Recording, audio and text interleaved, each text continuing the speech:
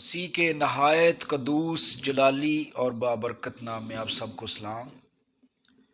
میرے عزیز بہن بھائیوں، بائبل مقدس میں سے یوحنا کی انجیل اس کا 20واں باب، اس میں ایک سوال کیا گیا کہ جب یسوع مسیح مردوں میں سے جی اٹھے تو یسوع مسیح نے مریم مگدلینی سے یہ کہا، 20ویں باب کی 16ویں آیت سے ہے، یسوع نے اس سے کہا اے مریم۔ اس نے مڑ کر اس سے عبرانی زبان میں کہا ربونی، یعنی اے استاد۔ یسوع نے اس سے کہا مجھے نہ چھو، کیونکہ میں اب تک اپنے باپ کے پاس اوپر نہیں گیا۔ دیکھیں، پہلے سے ہم یہ بات کئی دفعہ کر چکے ہیں کہ بائبل کا جو سیاق و سباق ہے اس کو سمجھنا بہت ضروری ہے۔ جو ہی یہ آیت پڑھی گئی تو ایک دم سے ہم نے ذہن میں یہ اخذ کر لیا کہ یسوع مسیح نے کہا کہ مجھے نہ چھو، کیونکہ میں ابھی باپ کے پاس اوپر نہیں گیا۔ اور سوال یہ ہے کہ اس کے فوری بعد، تھوڑی دیر بعد، یسوع مسیح کو نے خود کہا کہ مجھے چھو کر دیکھو، کیونکہ روح کے گوشت اور ہڈی نہیں ہوتی۔ توما نے یسوع کو چھوا، لیکن 40 روز بعد یسوع مسیح آسمان پر اٹھائے گئے، 40 روز بعد باپ کے پاس گئے۔ تو پھر یسوع مسیح نے مریم کو کیوں منع کیا کہ مجھے نہ چھو، جبکہ 40 روز بعد یسوع آسمان پر گئے ہیں اپنے باپ کے پاس۔ اب دیکھیں ہم کس طرح چیزوں کو خود ذہن میں اخذ کرتے ہیں جب ہم بائبل کو پوری طرح سے نہیں پڑھتے۔ میں نے آپ کو پہلے بھی بتایا کہ جب میں نے سوچا کہ ہم ضرور کتاب مقدس کو سمجھنے کے لیے بائبل سکول کا آن لائن آغاز کریں گے، تو اس کی انسپریشن اس لیے بھی مجھے ہوئی کہ میں ایک عبادت کے لیے تھا کسی جگہ پر، تو عبادت کے بعد کچھ لوگ آئے تو انہوں نے مجھے کہا جی کلام میں سے آپ سے سوال کرنا ہے۔ تو میں نے کہا کریں۔ تو انہوں نے کہا کلام میں لکھا ہے کہ شیطان یسوع کو جنگل میں لے گیا۔ تو جو ہی انہوں نے یہ جملہ بولا تو میں نے ہاتھ جوڑے کہ بھائی جی وہاں پہ ایسا نہیں لکھا کہ شیطان یسوع کو جنگل میں لے گیا۔ تو وہ انہوں نے بحث کی، تو میں نے وہاں پر ان کو پڑھایا کہ وہاں پہ لکھا روح یسوع کو جنگل میں لے گیا تاکہ ابلیس سے آزمایا جائے۔ ہم آیات کو، خدا کے کلام کو پوری طرح سے پڑھتے بھی نہیں اور سوالات اپنے ذہن کے اندر یا عقیدے اپنے ذہن کے اندر بنا لیتے ہیں۔ دیکھیں اس آیت کو جو ہی لوگوں نے پڑھا تو سوال انہوں نے یہ کیا کہ یسوع نے مریم کو تو چھونے سے منع کیا، باقی شاگردوں نے چھوا، اور یسوع مسیح اس کے بعد 40 روز بعد آسمان پر گئے ہیں، 40 روز بعد باپ کے پاس گئے ہیں۔ لیکن جب جو ہی آپ اس حوالے کو پڑھ رہے ہوتے ہیں تو یہاں پر غور کرنے لکھا ہے یسوع نے اس سے کہا مجھے نہ چھو، کیونکہ میں اب تک باپ کے پاس اوپر نہیں گیا، لیکن میرے بھائیوں کے پاس جا کر ان سے کہہ کہ میں اپنے باپ اور تمہارے باپ اور اپنے خدا اور تمہارے خدا کے پاس اوپر جاتا ہوں۔ یعنی یسوع نے مریم سے کہا تو میرے شاگردوں کے پاس جا اور میں اپنے باپ اور تمہارے باپ کے پاس اوپر جاتا ہوں۔ یعنی یہاں پہ یسوع نے خود بھی کہا ہے کہ میں اوپر جا رہا ہوں آسمان پر۔ اس کے بعد یسوع مسیح باپ کے پاس گئے ہیں، پھر زمین پر آئے ہیں، 40 روز تک شاگردوں پر ظاہر ہوتے رہے ہیں، اور 40 روز کے بعد پھر وہ آسمان پر اٹھائے گئے ہیں۔ تو دارسل کلام کو اس کے سیاق و سباق کے مطابق پڑھیں۔ خدا کے کلام کو اس کے سیاق و سباق میں پڑھنا ضروری ہے۔ سیاق و سباق کی 4 اقسام ہیں، اس ویڈیو میں چلو مختصر بتاتا ہوں۔ پہلا فوری سیاق و سباق، کہ جو حوالہ زر غور ہے اس کے اوپر والی اور نیچے والی، اس کے پہلے والی اور بعد والی آیات، یا یہ کہہ لیں کہ جو حوالہ زر غور ہے اس کا پہلا ایک باب اور اس کے بعد والا باب ضرور پڑھیں، اور آپ کو اسی میں جواب مل جائے گا۔ دوسرا اس کا سیاق و سباق ہے، اسے ہم کہتے ہیں کتابی سیاق و سباق، کہ جس کتاب میں وہ حوالہ ہے وہ کتاب ہی اس کا پورا سیاق و سباق ہے۔ بعض دفعہ ہمیں پوری کتاب کے پیغام میں اس کو سمجھنا پڑتا ہے، پوری کتاب پڑھنی پڑ سکتی ہے اس ایک آیت کو سمجھنے کے لیے۔ اور تیسرا ہے عہدی سیاق و سباق، یعنی وہ عہد نامہ، یعنی اگر پرانے عہد نامے میں آیت موجود ہے تو ہو سکتا ہے پورے پرانے عہد نامے کے پیغام کو آپ کو سمجھنا پڑے، اور اس کے پس منظر میں آپ کو اس کی تشریح کرنی پڑے۔ اور پھر ہے بائبلی سیاق و سباق، کہ جو آیت ہے اس کو سمجھنے کے لیے بعض دفعہ آپ کو پوری بائبل کا پیغام سمجھنا پڑے گا۔ تو دراصل میں جب ہم سیاق و سباق کو لوز کرتے ہیں تو ہم جو ہے خود سے عقائد اخذ کر لیتے ہیں۔ اس لیے خود یسوع نے کہہ دیا کہ میں اوپر آسمان پر جا رہا ہوں باپ کے پاس، تو پہلے گئے ہیں۔ اس کا ہرگز یہ مطلب نہیں کہ جب یسوع نے کہا ہے کہ مجھے مت چھو، مجھے نہ چھو، میں ابھی باپ کے پاس نہیں گیا، تو جب آسمان پر اٹھائے گئے اسی وقت گئے ہیں۔ اور جہاں یسوع یہ کہہ رہے ہیں کہ میں باپ کے پاس اوپر جاتا ہوں اور تو میرے شاگردوں کو جا کر خبر دے، اور یسوع آسمان پر گئے۔ دیکھیں یسوع نے تو خود یہاں پہ ذکر کر بھی دیا، اور اگر یسوع ذکر یہاں نہ بھی کرتے تو بعض دفعہ جن باتوں کا ذکر نہیں کیا جاتا اس کا ہرگز یہ مطلب نہیں ہے کہ وہ باتیں وجود میں نہیں آئیں۔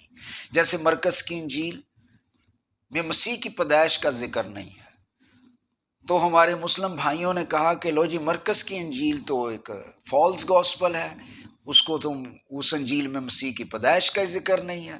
اور بھئی مرکز نے اگر مسیح کی پیدائش کا ذکر نہیں کیا تو کیا مرکز جو ہے وہ مسیح کی پیدائش پر ایمان نہیں رکھتا تھا یا نہیں جانتا تھا؟ اگر اس کا ایمان ہی نہیں تھا تو اس کی وہ منادی کا کیوں بیان کر رہا ہے؟ ایک شخص پیدا ہی نہیں ہوا تو منادی کیوں کر سکتا ہے؟ تو دراصل میں بعض دفعہ جو باتیں ہم نہیں کہہ رہے ہوتے، ذکر نہیں کر رہے ہوتے، اس کا مطلب یہ نہیں کہ ہم وہ نہیں جانتے یا ہمیں نہیں پتا۔ تو جو سٹیٹمنٹس ہوتی ہیں ان کو سمجھنے کے لیے ہمیں دیکھنا پڑتا ہے جب آپ کتاب مقدس کی تشریح کرتے ہیں۔ مثلا اگر ہم نے یہ کچھ لوگ جو ہیں وہ جب تاریخ کو پڑھتے ہیں تو وہ کہتے ہیں جی جس سٹیٹمنٹ میں تاریخ لکھی ہو، 1965 لکھا ہو، 2020 لکھا، تو وہ تاریخی سٹیٹمنٹ ہو جاتی ہے۔ ایسا نہیں ہے۔ فرض کریں ایک سٹیٹمنٹ ہے کہ 1965 کی جنگ میں ایک شخص باہر چارپائی پر سو رہا تھا اور اس نے مچھردانی لگائی ہوئی ہے، اور 1965 کی جنگ لگی ہوئی ہے، اور 1965 سن میں وہ شخص باہر چارپائی میں مچھردانی لگا کر لیٹا ہوا ہے۔ تو کسی نے اس سے کہا کہ بھائی جی اب جنگ لگی ہوئی ہے اور آپ باہر لیٹے ہوئے ہیں، آپ اندر جا کر سوئیں۔ تو وہ کہتا بھائی میں نے مچھردانی لگائی ہے، اس میں تو مچھر بھی نہیں گزرتا، بم کیسے گزرے گا؟ تو اس سٹیٹمنٹ کے آخر میں یہ پتا چلا کہ یہ ایک مزاحیہ بات ہے، یہ کوئی تاریخی بات نہیں ہے۔ صرف 1965 لکھنے سے کوئی بھی سٹیٹمنٹ تاریخی نہیں ہو جاتی۔ اسی طرح کسی بھی سٹیٹمنٹ کو پرکھنے کے لیے اس کے پورے سیاق و سباق کو پڑھنا پڑتا ہے۔ اس سٹیٹمنٹ کے شروع میں تو 1965 آ گیا کہ یہ کوئی تاریخی بات ہے ایک دم، لیکن اس سٹیٹمنٹ کے آخر میں جب آپ گئے تو آپ نے یہ سمجھا کہ یہ ایک مذاق کی بات ہے، ایک مزاحیہ بات ہے، یہ کوئی تاریخی بات نہیں ہے۔ اس لیے بات کو پورا پڑھیں، بات کو آدھا نہ سمجھیں۔ اور جب ہم آدھا سمجھتے ہیں، بعض دفعہ جب 4-5 لوگ بیٹھے ہوتے ہیں تو کوئی بندہ درمیان میں آ جاتا ہے، تو بات چیت ہو رہی ہے، تو جو بندہ ابھی پہنچتا ہے وہ بولے درمیان میں بات میں، تو اکثر لوگ اسے کہتے ہیں بھائی جی آپ کو پوری بات کا نہیں پتا، آپ کو سیاق و سباق کا نہیں پتا۔ تو وہ موسٹلی غلط بات کرے گا کیونکہ اس کو پوری بات کا نہیں پتا۔ تو جب پوری بات نہیں ہمیں پتا ہوتی تو اس کتاب مقدس کے ساتھ بھی یہ مت کریں، بائبل کو پورا پڑھیں۔ کوئی بھی سوال آپ کے ذہن میں آتا ہے، خدا آپ کو برکت دے، وہ سوال آپ پوچھیں خدا کے خادموں سے اور خدا آپ کو برکت دے۔ اگر آپ ہم سے بھی سوال کرنا چاہتے ہیں، ڈسکرپشن میں بھی میرا نمبر ہے، ویڈیو پر بھی میرا نمبر چل رہا ہے، تو آپ کوئی بھی سوال کتاب مقدس کا کر سکتے ہیں۔ خدا آپ کو برکت دے۔ تو دراصل میں جو ہی یہ آیت پڑھی گئی اور یہ ذہن میں بنا لیا گیا کہ شاید یسوع مسیح مردوں میں سے جی اٹھنے کے بعد پہلی دفعہ صرف جب اٹھائے گئے ہیں تب آسمان پر گئے ہیں، ایسا نہیں ہے۔ یسوع مسیح اس سے پہلے بھی آسمان پر گئے ہیں، اپنے باپ سے ملے ہیں۔ اب یہ سوال بھی بنتا ہے کہ یسوع مسیح نے مریم مگدلینی کو کیوں کہا کہ مجھے مت چھو، کیونکہ ابھی میں باپ کے پاس نہیں گیا۔ اس کی وجہ یہ ہے، پہلی بات، کہ یسوع مسیح مرنے اور جی اٹھنے کے بعد سب سے پہلے اپنے اس پاک خون کو، اپنے پاک لہو کو باپ کی حضوری میں پیش کرنا چاہتے تھے، تاکہ باپ کا وہ قہر جو ہمارے گناہوں پر تھا، ہماری لعنتوں پر تھا، وہ مسیح کے خون کو دیکھنے کے سبب سے ہم پر وہ قہر ٹھنڈا ہو جائے اور نجات کا کام کمپلیٹ ہو جائے۔ جب تک وہ خون باپ کی حضوری میں پیش نہ ہوتا، نجات کا کام مکمل نہ ہوتا۔ اس کی وجہ یہ ہے کہ پہلے بھی ایسی قربانیاں تو ہوتی رہی کہ خون تو بہایا گیا، بکرے تو ذبح کیے گئے، بچڑے تو ذبح کیے گئے، لیکن ان کا خون وہ بکرے اور برے لے کر خدا باپ کی حضوری میں نہ پہنچے، بلکہ وہ زمین پر ختم ہو گئے۔ تو جب یسوع بھی مرا اور مردوں میں سے جی اٹھا، تو یسوع مسیح کی قربانی کی کمپلیٹنس یہ تھی کہ وہ خون لے کر تب یہ قربانی مکمل تھی کہ اے میرے باپ، مجھ سے پہلے جتنی بھی قربانیاں ہوئی ہیں انہوں نے خون تو دیا ہے بکروں اور بچڑوں نے، لیکن کوئی بکرا اور بچڑا اپنا خون لے کر زندہ ہو کر تیری حضوری میں نہیں پہنچا۔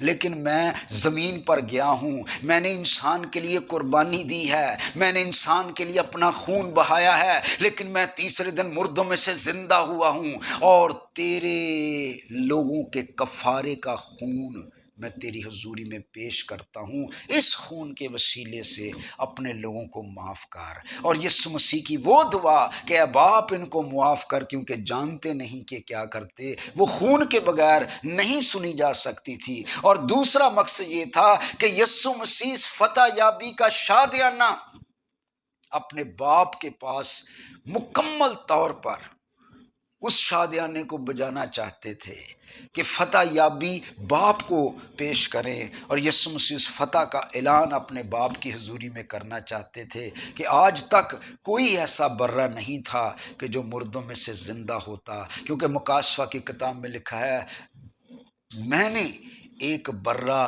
ذبح کیا ہوا اور کھڑا دیکھا۔ یعنی اگر آپ ہزاروں برے بھی یہاں ذبح کر دیں، کھڑے نہیں ہوں گے، کیونکہ وہ مرے ہوتے ہیں، کھڑے نہیں ہوتے۔ یسوع مسیح واحد برہ تھا جو مرا اور مردوں میں سے جی اٹھا، اور تیسرے دن مردوں میں سے زندہ ہو کر باپ کی حضوری میں پیش ہوا۔ تو وہ مرا بھی، ذبح بھی ہوا، اور کھڑا ہے اپنے باپ کی حضوری میں۔ تو میرے عزیزو، تیسری وجہ کہ جب یسوع مسیح یہ کہا کہ مجھے مت چھو کیونکہ میں ابھی باپ کے پاس نہیں گیا، جب باپ نے بیٹے کو بھیجا اس ٹارگٹ کے لیے، اس کام کے لیے، تو جب کوئی بھی آپ اپنے باپ سے پیار کرتے، جسمانی باپ سے، تو آپ کو آپ کا باپ کسی کام کے لیے بھیجتا ہے، بڑے مشکل کام کے لیے جو کبھی کوئی نہ کر سکا ہو، اور جب آپ وہ فتح پا لیتے ہیں، جب آپ وہ کام کر لیتے ہیں، تو آپ کے دل میں ہوتا ہے کہ میں پہلے اپنے باپ کو جا کر خبر دوں۔ اس طرح کی سچویشن جو ہے وہ مسیح کی تھی کہ یہ رپورٹ پہلے باپ کو دی جائے کہ کفارہ مکمل ہو چکا ہے۔ اب خدا کا غضب برے کے خون کے وسیلے سے ہم پر ٹل گیا ہے۔ تو میرے عزیزو، اس کتاب مقدس کو غور سے پڑھیں، اس سے محبت کریں، اس کو دن رات پڑھیں۔ خدا اس کلام کے وسیلے سے ہمیں برکت دے۔ اگر آپ کا کوئی سوال ہو اور بھی اس حوالے سے، تو آپ کمنٹس میں وہ کر سکتے ہیں، وائس میسج کر سکتے ہیں، کسی بھی ذریعے سے جو سوال آپ کا ہم تک پہنچے گا، ہم اس کا جواب دینے کی کوشش کریں گے۔ خدا آپ کو بہت زیادہ برکت دے، آمین۔